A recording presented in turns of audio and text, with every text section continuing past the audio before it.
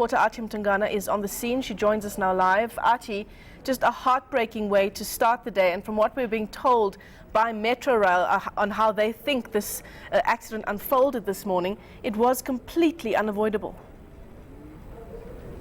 Or rather avoidable, should I say. Indeed, Michelle, Correct, Michelle. A very somber atmosphere here in Blackheath. Residents waking up to this tragic incident behind us. I'm just going to move out of shot. The bakkie is right now being moved to obviously some site where they're trying to clear the site now. A huge truck there is now picking it up. But Michelle, the way this accident happened brings back memories of a similar incident that happened here 8 years ago involving school children. We understand that in that bakkie, Michelle, like you said, 7 workers making their way to work, and in some way residents describing it to be unavoidable, like you're saying. It appears that the bakkie was following a minibus taxi when it got stuck here, Michelle, and was hit by the train that is standing behind us. We understand that there were commuters in that train. The train driver is shocked, as well as some commuters. We understand that Metro Rail will be providing some counseling for those commuters and the train driver. The workers died on the scene, Michelle, and it's very sad because, like I said, it brings back memories and flashbacks of a similar incident that happened here 8 years ago. And my colleague Leigh-anne was here when that incident happened, that very tragic incident involving young children, obviously also on their way to school. Just take us back to that moment, Leigh-anne, when you covered that story, which almost is the same as what we're seeing playing out today. It's almost an exact replica of that incident. It was the early morning of the 25th of August 2010, and I was one of 2 reporters first on the scene.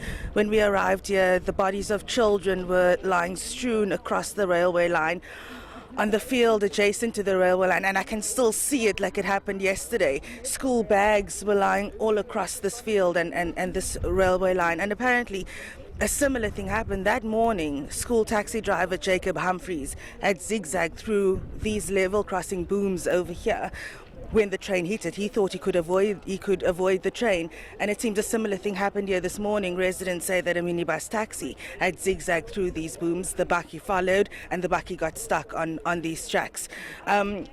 Also, a memorial just behind me here was set up for those children. 10 or 14 children died that morning. One of them was Liesl August.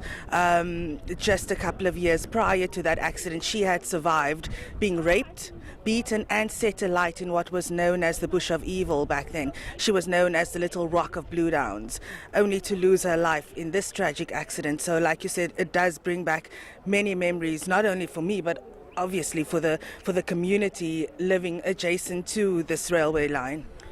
Leigh-anne, this obviously speaks into how everything here is structured, the booms, the robots. There must be something that goes wrong. There must be something that needs to be fixed if it occurs more than once, and at the expense of people's lives. What do you think should be looked at this particular crossing point for vehicles and trains? Well, I was listening to community members speaking amongst themselves earlier this morning, and they said that often these booms don't work. And just after the accident of 2010, authorities came here en masse, erecting traffic signals over here, cameras. So it seems some of them are not in working condition, and authorities clearly need to do so much more. This is not the second incident. There was another incident after that, the school incident that happened in 2010. So these incidents happen fairly often at this Buttskop level crossing.